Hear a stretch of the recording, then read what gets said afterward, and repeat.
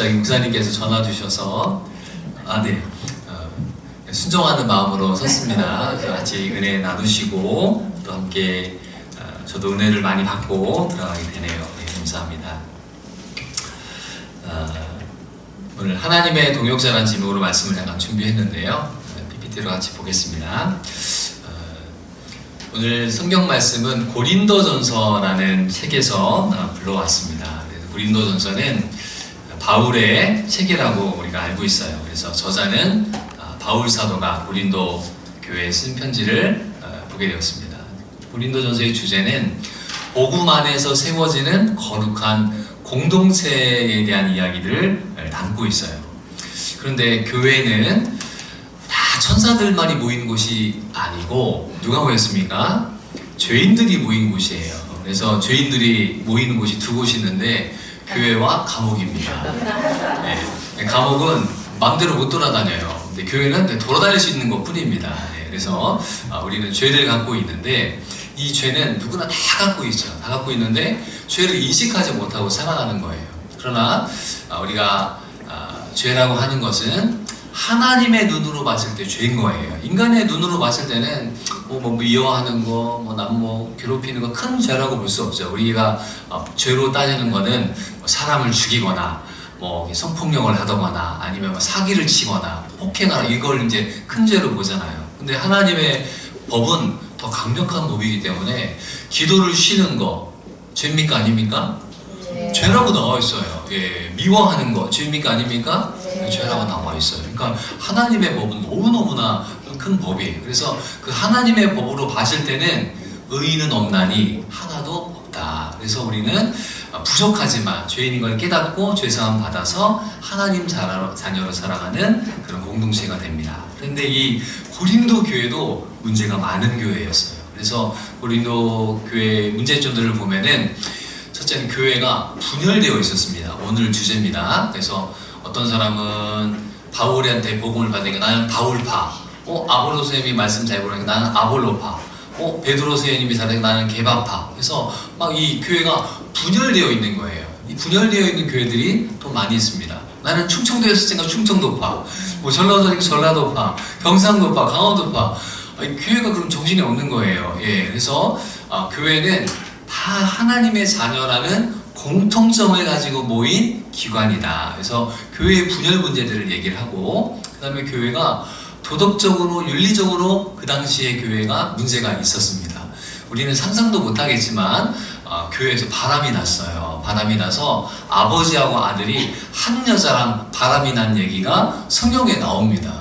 안 놀라시네요. 예. 되게 심각한 일이잖아요. 근데 2000년 전에도 그런 일이 인간들에게 있었다는 거예요. 성경에 다 나와 있어요. 그리고 결혼 문제, 또 자유에 대한 문제, 우상 숭배에 대한 문제들도 그 당시에 있었고, 그리고 이제 은사에 대한 부분들도 있고, 부활이 있었을까 없었을까 이런 신학적인 문제들도 고린도 교회에 굉장히 많이 있었습니다. 그러나 오늘 이 얘기를 다 하면은 며칠을 해야 되기 때문에 못해요. 저는 오늘 첫 번째 주제인 교회의 분열에 대한 부분을 어떻게 회복할까에 대해서 말씀드릴게요. 그래서 하나님이 우리를 어떻게 부르셨는가, 그리고 이제 다투는 가운데 바울이 얘기를 합니다. 여기 아볼로 선생님도 계시고 나도 있는데 하나님의 동역자로서 같이 일을 하는 것이지 우리가 나뉘어지는 것은 옳지 않다라고 얘기를 했습니다. 그래서 첫 번째 같이 한번 읽어보겠습니다. 시작. 하나님은 우리를 하나님의 동역자로 부르셨습니다. 네, 하나님 우리를 동역자로 부르셨어요. 그래서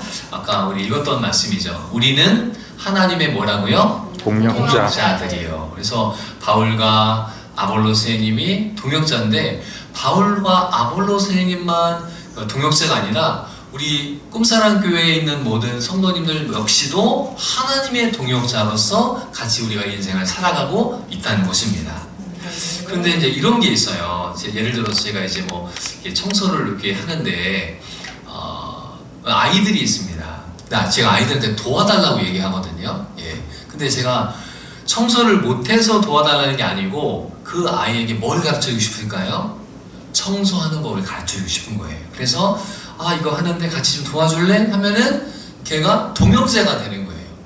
하나님이 능력이 없어서 우리를 동역자로 삼으시는 게 아니라는 거예요. 하나님이 천지를 창조하시고 모든 일을 다 할 수 있는데 우리를 사랑하셔서 같이 할 수 있는 기회를 주신 거예요. 그래서 우리는 하나님의 동역자가 된 것입니다.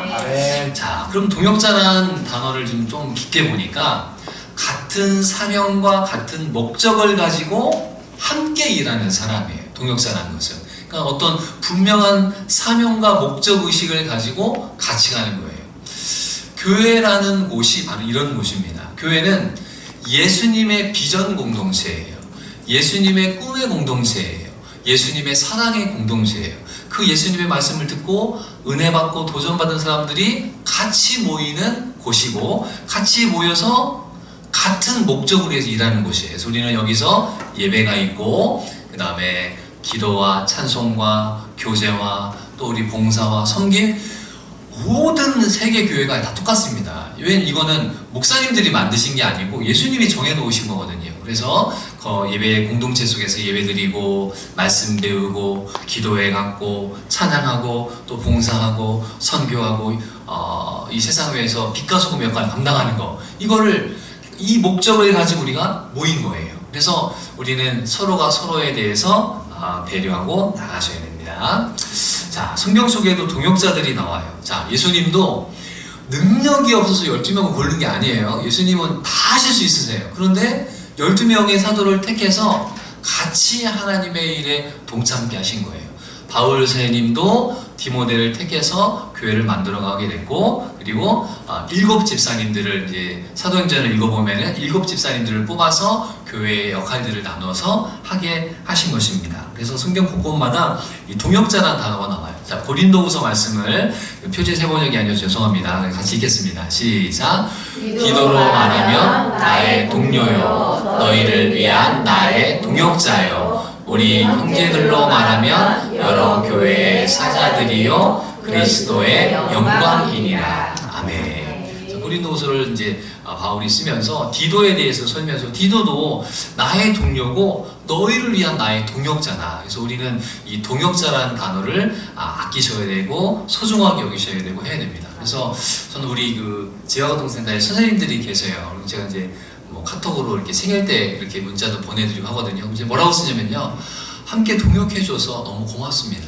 그리고 제가 우리 아동센터를 하고 있고 우리 선생님들을 뽑아서 갈 때 각 교회에 다니시는 분들도 저희가 직원을 채용을 하거든요. 네, 그래서 그분들과 함께 동역하면서 하나님 나라를 가기 때문에 전 이 동역자라는 단어를 되게 좋아하고 이것을 쓰고 있습니다. 자, 그러면은 동역자에게 필요한 자질이 있어요. 어떤 자질이 있을까 한번 보겠습니다. 자, 2번째입니다. 자, 시작. 하나님의 동역자들에게 구할 것은 충성입니다. 예. 그래서 그 동역자는 여러 가지 재능을 갖고 재질을 갖고 있는데 그 동역자가 갖추어야 될 아주 중요한 성품을 이 충성이라는 단어로 가지고 왔습니다. 자, 한번 볼까요? 고린도전서 4장 1, 2절 말씀인데 읽어보겠습니다. 시작. 사람이 마땅히 우리를 그리스도의 일꾼이요 하나님의 비밀을 맡은 자로 여길지어다. 그리고 맡은 자들에게 구할 것은 충성이니라. 아멘. 아멘. 예. 그래서 하나님께서 우리를 그리스도의 일꾼으로 이렇게 부르셨고 하나님의 비밀을 맡은 자로 여기셨다는 거예요. 물론 우리가 하나님의 자녀입니다. 자녀의 신분이 있어요. 예를 들어서 어떤 사장님이 커피숍을 하는데 자녀를 채용을 했습니다. 알바생으로 채용을 했습니다. 그러면은 그 자녀의 신분은 자녀가 맞아요. 그러나 아버지 회사에 와서 일을 하기 때문에 아르바이트 학생이 되는 것입니다. 예. 거기서는 호칭을 아버지, 어머니 이렇게 부르면 안 됩니다. 뭐라고 해야 됩니까? 사장님, 대표님 이렇게 호칭도 바뀌는 거예요. 그래서 저희 아들들도 저희 센터에 와서 좀 아이들 가르치는 일을 하거든요. 저보고 아버지를 못 부릅니다. 혼냅니다. 제가 목사님이라 불러. 그래서 이제 애들이 다 목사님 부르고 있습니다. 그리고 사실은 제가 그냥 그런 마음으로 삽니다. 그래서 저희 집에 애들이 셋이 있는데요. 그냥 집 없는 애들인데 우리 교회 나오는 애들이고 그래서 형제님 자매님 깨울 때도요 제가 막 누구야 일어나 이렇게 하면 그냥 스트레스 받아서 못 삽니다. 형제님 일어나셔야 돼요. 자매님 학교는 가셔야죠. 이렇게 하죠. 그렇게 안 하면 못 키웁니다. 내 자식도 내 맘대로 못 하는데 남의 자식 어떻게 키웁니까? 못 합니다. 그래서 그냥 형제님 자매님으로 모시고 사는 겁니다. 예. 그렇지 않으면은 화병으로 못 사세요. 안 돼요. 예, 그거 아셔야 돼요. 그래서 우리가 하나님 나라에 맡은 자들에게 구할 것은 뭐라고요? 충성이다. 예, 충성은 자리를 지키는 거예요. 예, 그 자리를 지키고 나에게 맡겨진 일들을 감당하는 겁니다. 기도의 사명, 찬양의 사명, 여러 가지 각자 맡은 사명들이 있어요. 예, 내가 잘하는 게 사명입니다. 나의 잘하는 게. 예, 그래서 오늘 우리 꿈사랑교회 예배를 드리면서 저도 너무 행복한 거예요. 우리 찬양 인도하시는 우리 자매님께서 너무너무 찬양을 너무 잘하시는데 노래방에서 점수가 높게 나오시겠다. 90점 이상 되시는 분들은 앞에 쓰셔야 됩니다. 우리 사모님 다 같이 가셔가지고 딱 부르시고 90점 넘었다. 찬양다. 해가지고 이제 하셔야 돼요. 예. 자기 달란트가 있으니까 그 달란트대로 뭐 하셔야 된다고요? 예, 충성하셔야 되는 거예요. 예. 가르치는 거 잘하시는 분 계세요. 어떤 분들은 가르칠 때 이것도 모르냐 하면서 그냥 주먹이 나간단 말이에요. 그러면 안 됩니다. 모르면은 또 알려주고 이렇게 하시면서 가셔야 돼요. 자, 그 다음 보겠습니다. 자, 누가복음 말씀이네요. 자, 읽겠습니다. 시작. 지극히 작은 것에 충성된 자는 큰 것에도 충성되고 지극히 작은 것에 불의한 자는 큰 것에도 불의하니라. 예, 그래서 우리가 충성할 때 어마어마하고 큰 것에 충성하는 게 아니라 굉장히 작은 일에, 하나님 나라의 작은 일에 충성할 때 하나님께서 큰 것으로 맡기신다고 약속을 했어요.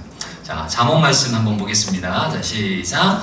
충성된 사자는 그를 보낸 이에게 마치 추수하는 날에 얼음 냉수 같아서 능히 그 주인의 마음을 시원하게 하느니라. 아멘. 이 잠언의 말씀이에요. 충성된 일꾼, 충성된 사자는 그 보낸 사람의 마음을 아주 시원하게 한다는 거예요. 그래서 우리는 하나님의 마음을 시원하게 하는 삶의 목적을 가지고 살아가야 됩니다. 그래서 어떤 일을 할 때마다 이거 하나님이 기뻐하신 일인가 아닌가를 우리가 보셔야 돼요. 자, 민수기 말씀도 보겠습니다. 시작. 내 종 모세와는 그렇지 아니하니 그는 내 온 짐에 충성함이라. 아멘. 모세에 대해서 하나님께서 평가하실 때 모세는 혈기도 있고 문제도 많이 일으켰지만 그러나 나의 집에 충성스러운 하나님의 일꾼이었다. 그러니까 우리는 이 충성의 성품을 가지고 동역자로서의 삶을 살아가셔야 됩니다. 기분 나쁘다고 안 하고 이러면 안 됩니다. 그건 충성하는 게 아닙니다. 기분은 기분이지만 할 건 해야 됩니다. 그래서 제가 신방관이가 어떤 분이 이제 요즘은 뭐 커튼을 안 하는데 옛날에 커튼을 교회에서 많이 했거든요. 그래서 이제 이분이 교회 커튼이 이제 눈에 들어오신 분이 계세요. 뭐 디자인 뭐 이런 거 하신 분들은 그걸 참지 못하시더라고요. 그래서 막 다른 분들은 뭐 커튼이 뭐 이쁘지 않다고 생각한 적이 없어요. 그냥 예배만 드리니까. 근데 그분은 막 내가 저 커튼을 지금 꼭 사서 갈아야 되겠다. 오래되기도 하고 그래가지고 이제 그 하나님께 약속을 했는데 남편이 부도가 나가지고 사업이 굉장히 어려워졌습니다. 그런데 이제 해가 이제 연말이 돼가지고 남편은 교회 안 다니시는 분인데요. 얘기를 한 거예요. 내가 하나님께 약속한 게 있는데 커튼을 한번 꼭 바꿔서 좋겠다. 어렵지만 일을 했으면 좋겠다. 했더니 남편분이 그 이해를 해주시더라고요. 그래가지고 그 커튼을 바꾸게 됐습니다. 그래서 하나님께 우리가 약속한 것들이 있어요. 그래서 그것을 우리가 인간이기 때문에 감정적으로 많이 흔들릴 수가 있어요. 그러나 이 충성이란 단어가 오시면은 한 번에 마음 중심자, 가운데 중자에다 마음 심자를 쓰잖아요. 그래서 내가 마음의 중심이 늘 하나님께 가 있으면은 흔들림이 많이 없다는 거예요. 그래서 하나님 올해를 살아가면서 하나님 보시기에 제가 충성스러운 하나님의 동역자로 살아가시기를 주의 이름으로 부탁드립니다. 아멘. 그러면 하나님께서 그 충성스러운 일꾼에 대해서 어떤 마음을 갖고 계시는가? 자, 3번 한번 보겠습니다. 자, 시작. 하나님은 우리의 수고를 잊어버리지 않으십니다. 예, 하나님께서 우리의 수고를 잊지 않으신다고 말씀하세요. 히브리서 말씀인데요. 한번 같이 읽어보겠습니다. 시작. 하나님은 불의하지 아니하사 너희 행위와 그의 이름을 위하여 나타낸 사랑으로 이미 성도를 섬긴 것과 이제도 섬기고 있는 것을 잊어버리지 아니하시느니라. 아멘. 좀 말씀이 좀 어려운 말씀이지만 보세요.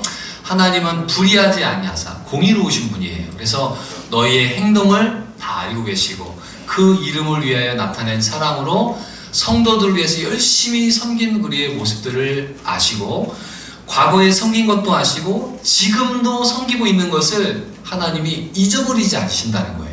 우리가 하나님의 동역자로서 교회의 충성스러운 일꾼으로서 그 일을 감당하잖아요. 충성스러운 마음으로 우리가 그 일을 감당할 때 하나님이 너의 행위를 잊지 않으신다라고 말씀하신 거예요. 그래서 잊지 아니하시는 분이 아니라 반드시 하나님은 상 주시는 분이에요. 히브리서 11장 6절에 보면은 믿음이 없이는 하나님을 기쁘시게 하지 못하나니 하나님께 나아가는 자는 반드시 그가 계신 것과 자기를 찾는 자들에게 상 주시는 이심을 믿어야 할지니라는 말씀이 있어요. 그래서 아멘. 하나님은 상을 주시는데 어떤 상을 주실까 보겠습니다.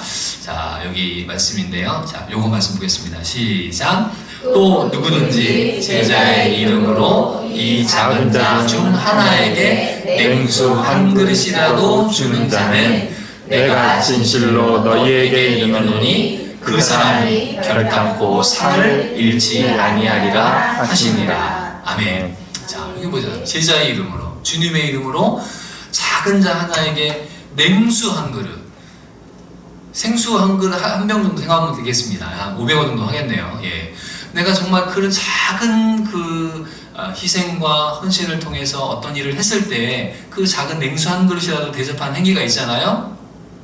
결탄코 상을 잃지 않는다라고 예수님께서 말씀해 주신 거예요. 그래서 우리가 상 받기를 사모하셔야 됩니다. 아멘. 그래서 어떤 상이 좋을까? 이 성경에 보면은 썩지 않는 면류관, 또 생명의 면류관, 이런 것들이 지금 나와 있는데 제가 생각을 해봤습니다. 어떤 상을 받으면 좋을까? 저는 이런 상을 받으면 좋겠어요. 그래서 기도 많이 하신 분들은 기도상이 있으면 좋겠어요. 기도상, 하나님이 주신 상입니다. 그리고 이제 사랑이 많으신 분들은 하나님이 사랑의 상을 주시고, 그 다음에 이제 이게 다 돈 안 드는 겁니다. 인사상, 인사를 잘 하셔야 복이 옵니다. 예, 인사를 잘 하셔야 됩니다. 제가 이제 청년부로 지도했을 때 청년들한테 얘기했습니다. 교회 장로님이 계시고 교회 부목사님, 제가 부목사였으니까 부목사님이 서로 다 마주보게 되었다. 누가 먼저 인사해야 되느냐라고 질문을 했습니다. 예, 했더니 애들이 고개를 갸우뚱하면서 목사님이 인사하셔야 된다고 하는 친구들도 있고, 그 다음에 또 그래도 뭐 목사님은 그래도 하나님 세우신 분이니까 장로님이 인사하셔야 되지, 이렇게 하면서 하신 거예요. 우리 꿈사랑교회도 한번 마음속으로 한번 손 한번 들어보시고, 들지 마시고, 예, 장로님하고 젊은 이제 뭐 전사님일 수도 있고 이제 목사님일 수 있는데 누가 먼저 인사해야 될까? 제가 정답을 알려드리겠습니다. 먼저 본 사람이 인사하면 됩니다. 먼저 본 사람이. 중요한 건 먼저 본 사람이 인사하면 되는 거예요. 근데 우리는 권위를 막 생각하는 거예요. 권위를. 내가 목사인데 나한테 먼저 인사해. 내가 선생님인데, 내가 권사님인데, 내가 나이가 몇 살인데, 그것 따지면 우리 인사 못하게 되는 거예요. 먼저 본 사람이 먼저 인사하시면은 해결이 됩니다. 예, 그러니까 인사하면 화나고 얼마나 좋습니까? 예, 이렇게 되고요. 그 다음에 섬겨주시는 거, 섬김의 상이 있고, 그 다음에 우리 전도상이 있습니다. 하늘의 상 중에 전도상이 큰데요. 왜냐면은 성경에 나와 있거든요. 많은 사람을 옳은 대로 돌아오게 하는 자, 하늘의 별과 같이 빛나리라. 다니엘서 12장 3절에 나오고, 그 다음에 이 전도에 대한 말씀 보면은 잃어버린 양, 누가복음 15장에 보면은 그 잃어버린 아이를 찾는 부모의 마음, 또 돌아온 목자가 그 아이를 좋아하는 것도, 두 달란트를 드라크마를 찾는 그 이야기들 있지 않습니까? 다 찾는 이야기거든요. 그래서 우리 전도에 대한 부분들도 제가 잠깐 말씀을 드리도록 하겠습니다. 그래서 이렇게 말씀을 드렸고요. 자, 오늘은 절기에 대한 부분인데 잠깐만 소개를 하겠습니다. 오늘이 부활절로부터 50일이 되는 주일이에요. 그래서 성령 강림절이라 해서 이제 예배를 드리는 곳도 있고 안 드리는 곳도 있습니다. 그래서 그걸 좀 아시면 좋겠고, 성령의 은혜를 사모하고 성령의 능력을 힘입는 주일이다. 그 정도까지만 아시면 좋겠고요. 그리고 오늘 또 특별한 날이 하나 더 있습니다. 아시나요, 혹시요? 오늘 무슨 날이신지 주일만 아시나요? 네. 부처님 오신 날이에요. 오늘 부처님 오신 날.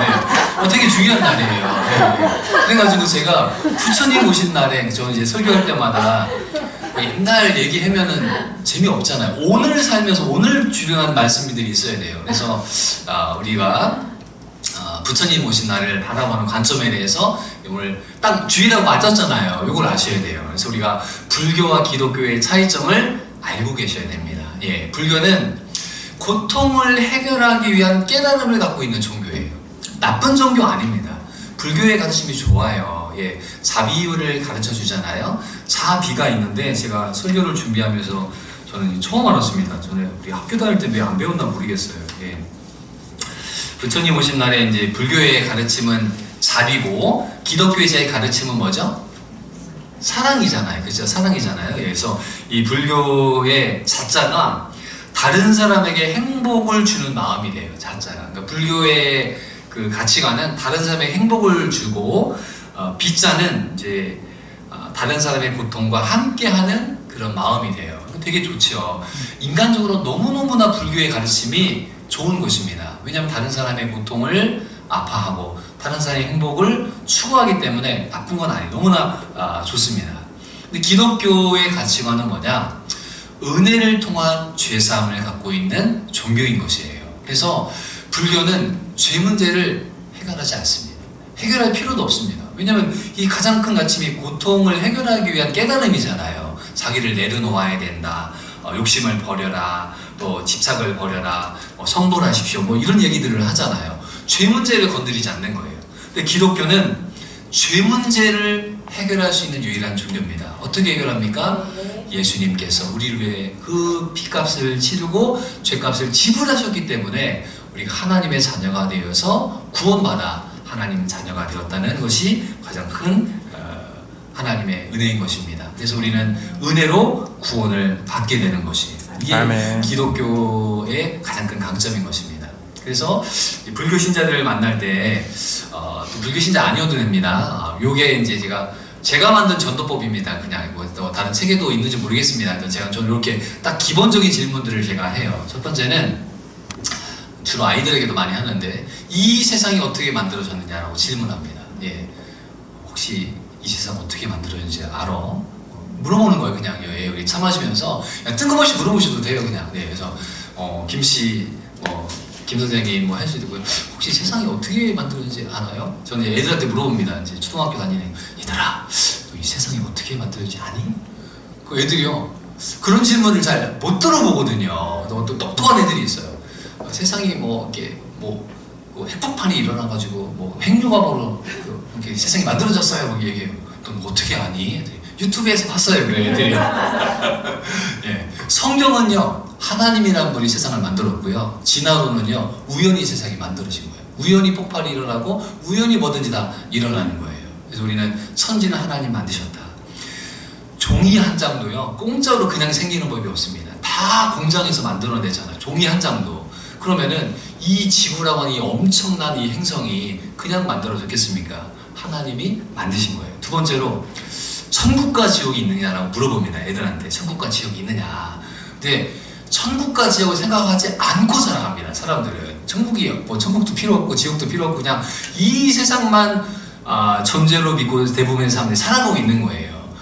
평생을 살면서 이 질문을 한 번도 안 받는 사람들도 있을 겁니다. 분명히. 예. 그래서 우리가 천국과 지옥에 대해서 질문을 할 수 있으셔야 됩니다. 그래서 천국은 하나님의 집, 거긴 행복한 곳. 지옥은 죄와 고통이 있는 곳. 이 정도까지만 설명하시면 돼요. 너 지옥 간다 이런 얘기 하시면 안 됩니다. 여기까지만. 그러면은 누가 천국에 가느냐가 중요해요. 누가 천국에 가느냐. 누가 천국에 가느냐. 자, 우리가 갖고 있는 그 오류가 좀 있는데요. 천국은 착한 일을 하면 간다고 생각을 해요. 그렇지 않습니다. 예, 천국은 이제 믿음으로 가는 것인데 누가 천국에 가느냐. 우선 이 천국이라는 단어를 저는 하나님 나라라는 단어로 바꾸고 싶어요. 천국을. 이 한자잖아요. 천국이. 우리나라 순수한 말로는 하나님 나라입니다. 그럼 우리가 다른 나라 가려고 하면은 비행기 타고 갈 때 반드시 뭘 가지고 가야 됩니다. 뭐 가지고 갑니까? 여권을 가져가야 되잖아요. 예. 그래서 우리가 여권을 가져가야 되는데 그 여권이 없으면은 그 나라 못 들어가는 거예요. 그 나라. 그래서 우리는 그 여권에 도장이 찍혀야 됩니다. 누구의 도장이 찍혔느냐? 예수님의 도장이 찍혀야 되는 거예요. 하나님의 아들이다. 하나님의 딸이다. 도장이 찍혀야만 갈 수가 있는 것입니다. 그래서 우리는 누가 천국에 가느냐? 하나님의 자녀가 간다. 거기까지만 얘기해 주시고, 네 번째, 이게 제일 중요합니다. 네 번째는 착한 행동으로 천국 가나요? 라는 질문도 우리가 받을 때가 있습니다. 예. 제가 애들한테도 물어봐요. 천국 누가 가지? 그러면요. 착한 착한 일 하면 가요 라고 이제 일반적으로 사람들이 얘기합니다. 착한 일. 그래서 제가 또 질문합니다. 그럼 착한 일 몇 가지 해야 천국 갈까? 이렇게 물어봅니다. 그럼 애가 지금 헷갈리는 거. 착한 일 해야 천국 가야 되는데 착한 일을 10가지 해야 될지 100가지를 해야 될지 1000가지를 해야 될지, 만약에 1000가지 해야 되는데 999가지를 했다고 칩시다. 그럼 어떡합니까? 그럼 못 되잖아요. 그 몇 가지 했는지 기준을 누가 정할 거예요? 그것도 애매모호하단 말이에요. 그래서 몇 번 해야 되는가 하는 질문이 있고, 근데 이거보다 더 큰 질문이 있습니다. 그건 뭐냐면요, 착한 일 못하는 사람이 있어요. 예를 들어 태어나자마자 중증 장애에 걸려가지고 뇌성마비라든가 어떤 신체 장애가 있어가지고 태어날 때부터 죽을 때까지 누워있는 사람들도 있단 말이에요. 그 사람은 어떻게 착한 일 합니까? 뭐 돈을 벌어서 기부금을 낼 수가 있습니까? 봉사활동을 할 수 있습니까? 그 어떤 것도 못하는 거예요. 그러면 그 사람은 구원받을 길이 없는 거예요. 만약에 교회 헌금을 1억 이상 내야 된다. 그러면 누가 천국에 가겠냐는 거예요. 성경을 10번 이상 읽어야 천국 간다. 그러면 9번 읽은 분은 지옥 간다. 그럼 얼마나 어려운 일이 많습니까? 그래서 인간의 노력으로는 천국에 갈 수 없다. 이게 이제 하나님의 법입니다. 그러면 어떻게 가느냐? 바로 천국 여건이죠. 그래서 예수님의 하나님의 은혜로 우리는 여건을 받게 됩니다. 그 여건은 뭐냐면요, 예수님이 나의 길이요 진리요 생명이라고 믿는 마음인 거예요. 그 마음을 가지고 하나님께로 오면은 예수님께서 도장을 찍어주시는 겁니다. 뭐라고요? 너는 하나님의 자녀다. 그러면 그 여건을 갖고 있기 때문에 우리는 하나님 나라 갈 줄 믿습니다. 아멘. 이게 중요한 거예요. 그래서 우리 전도하실 때 여건 있어? 물어보세요. 여건 있어? 나 여건이지. 아니, 그 여건 말고 하나님 나라 여건이 있냐고. 그러면 이제 깜짝 놀라실 거예요. 그래서 하나님 나라 여건, 믿음의 여건을 가져야 우리가 하나님 나라 갈 수 있다. 좀 이해하기 쉽게끔 이렇게 말씀을 드립니다. 자, 말씀 맺겠습니다. 오늘 여러 가지 준비를 제가 되게 많이 해왔는데 다 못했습니다. 하지만 이제 마무리를 해야 될 것 같고요.